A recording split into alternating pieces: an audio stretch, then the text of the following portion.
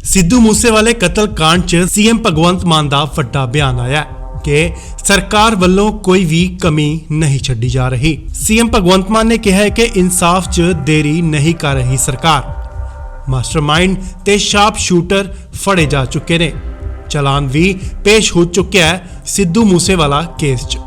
इत्थे तक कि विदेशों च बैठे मुलजिम लई भी केंद्र सरकार नूं कहा गया है कि उन्हां लई भी रेड नोटिस जारी किया जावे। सो पंजाब दे मुख मंत्री दा यह वड्डा बयान जो सिद्धू मूसेवाले कतल केस च उन्हां दिता। देखो मामला जिहड़ा असीं बहुत संगीन मामला है। असीं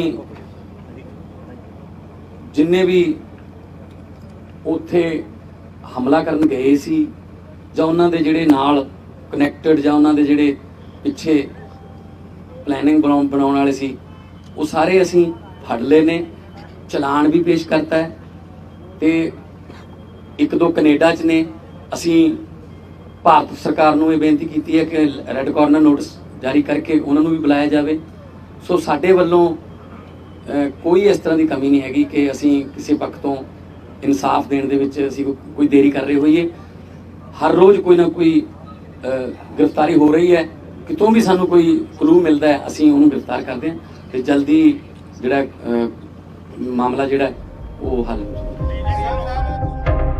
यह बयान सीएम भगवंत मान ने उदों दिता जदों सिद्धू मूसेवाला दे पिता वल्लों 1 महीने दा अल्टीमेटम दिता गया सी पंजाब सरकार नूं कि या तां 25 तरीक तक इंसाफ दिओ, नहीं तां ओह अपने पुत्त दी FIR लैके देश छड्ड विदेश चले जाणगे।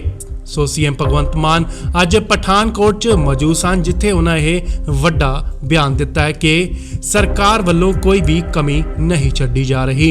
विदेशों च बैठे मुलजिम लई भी रेड नोटिस जारी किया गया है।